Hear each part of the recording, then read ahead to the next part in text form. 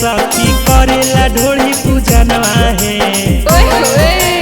सैया से बेसी माजा दे हई रोजे रोजे बेलनवा है।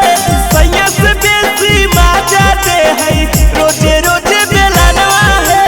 मेहरी के दुख के ना समझे सजनवा है।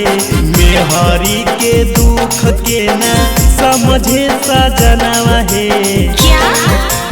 सैया से बेसी माजा दे हई रोजे रोजे बेलनवा है। सैया से बेसी माजा दे हई रोजे रोजे बेलनवा है।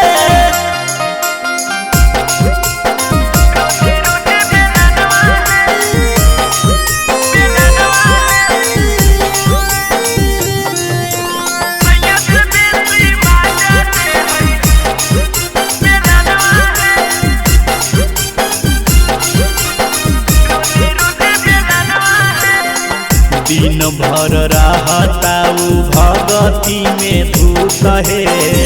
ओढ़ना बिछौना लेके जाला रोजे सूत है। दिन भर रहता भगती में धूत है। ओढ़ना बिछौना लेके जाला रोजे सूत है। कसम सा करताई चोली में जो बनावा है।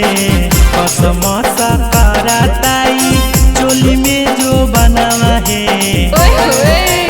सैया से बेसी माजा दे हई रोजे रोजे बेलनवा है।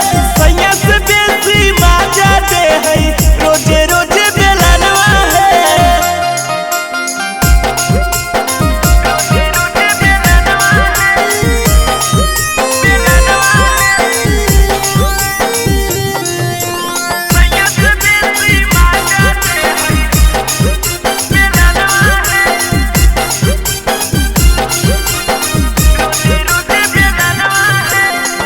कोमल बदन धन खो जातावे प्यार है।